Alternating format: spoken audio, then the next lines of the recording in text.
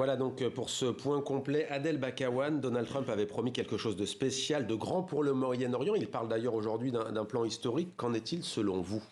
Écoutez, pour Donald Trump, il a enfin compris que la question palestinienne forme le centre de gravité du Moyen-Orient. Oui.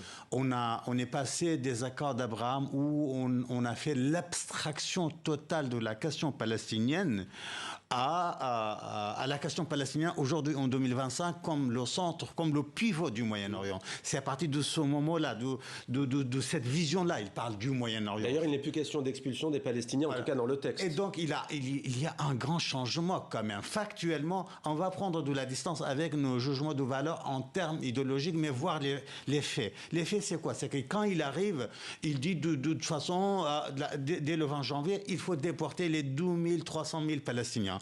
Il faut faire de Gaza la Riviera du Moyen-Orient. Il faut, et vous vous souvenez, la séquence où il a reçu le roi de Jordanie, le pauvre, il tremblait devant Donald Trump. Ouais. Et là, aujourd'hui, on a une transformation sous la pression de qui? Des pays arabes, bien évidemment. Justement, c'est intéressant ce que vous dites. Pression des pays arabes, on va voir si elle s'exerce aussi sur le Hamas, cette pression. Mais d'abord, je vous propose d'écouter, en parlant de pression du Hamas, Donald Trump et Benjamin Netanyahou.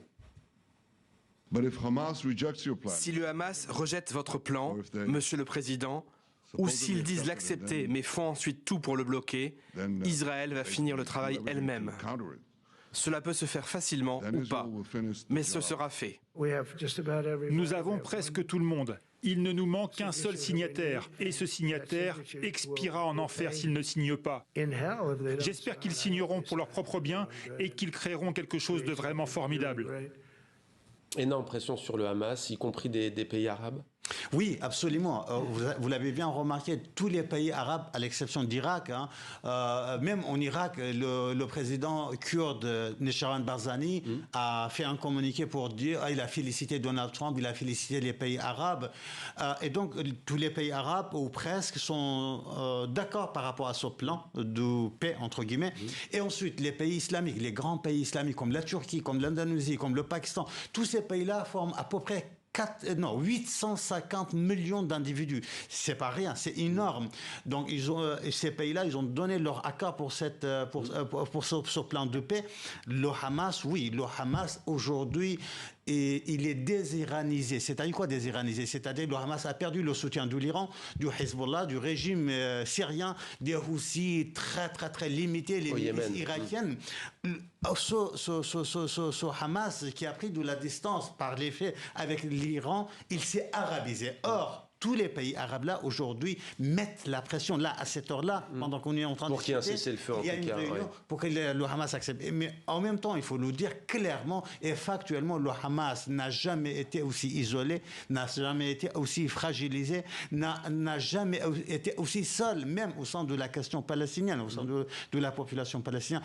Et un dernier mot, hélas, pour la question palestinienne, hélas pour les Gazaouis, le Hamas n'est pas le seul qui détient des otages. Vous avez en même temps le djihad islamique qui détient des otages. On imagine les tractations et vous avez le Front populaire, vous avez d'autres groupuscules. Le Hamas doit non seulement se convaincre, mais aussi convaincre les autres groupes palestiniens.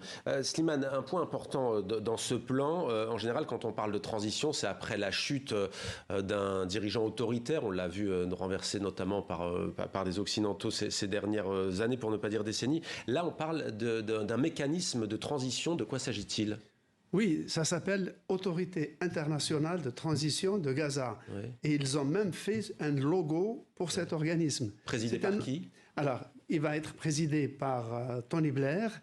On voit le Alors, logo. Donald Trump, il me semble, plutôt de manière générale. Cette autorité sera dirigée techniquement par Tony Blair. D'accord. Mais le processus global sera évidemment chapeauté par Donald Trump depuis Washington, tandis que Tony Blair serait dans la ville portuaire égyptienne d'Al-Arish, qui est à l'est de Rafah, sur la Méditerranée. Donc, c'est la boîte à idées de Tony Blair, parce que Tony Blair est un ancien diplomate, un ancien Premier ministre, mais il a créé un think tank de conseil de sécurité qui gagne beaucoup d'argent, et c'est lui qui a mis en place l'architecture de cette autorité en coordination avec les États-Unis, et il se propose, j'ai vu le programme fait 23 pages, il se propose de gérer pendant un temps X, il n'y a pas de calendrier, il n'y a pas de garantie, la bande de Gaza. La conclusion, ce qu'on peut constater dès maintenant, c'est que la bande de Gaza, les 2 300 000 habitants de Gaza seront traités par cette autorité sur un plan uniquement humanitaire, c'est-à-dire loger, nourrir, blanchir, soigner. Par exemple, la rentrée scolaire cette année, il y a 1 million d'enfants de Gaza qui devraient entrer à l'école. Toutes les écoles ont été détruites, rien n'est prévu pour eux. L'UNRWA, l'organisme de l'ONU qui a été créé en 1949 pour s'occuper des réfugiés palestiniens, a été éliminé complètement, non seulement de Gaza, mais de la Cisjordanie aussi. Ajoutez à cela le fait que normalement cette autorité qui a un groupe qui doit s'occuper de la sécurité, eh bien, ce n'est pas la loi palestinienne qui va être appliquée. Ce sont des règlements spécifiques qui vont être créés pendant cette période. En fait, tout est fait pour que la bande de Gaza, mise sous ses auspices, soit totalement dépalestinisée et déconnectée de la Cisjordanie. Donc, son statut, le statut futur, son statut même politique, on ne sait pas qui va le faire. Par exemple, il n'y a pas d'état civil. Ouais. Qui va enregistrer les morts et les naissances? Et dans ce plan, juste pour finir, existe l'autorité palestinienne. Alors, l'autorité palestinienne, qui elle, est prête, que la communauté internationale, et notamment le plan saoudien et français, est mise de côté, préconise de la rétablir et de la reconnecter à la Palestine, à la Cisjordanie, eh bien, cette autorité internationale de transition l'ignore complètement. Merci beaucoup Slimane pour cet éclairage et merci Adel Bakawan d'être venu sur notre plateau également pour votre éclairage.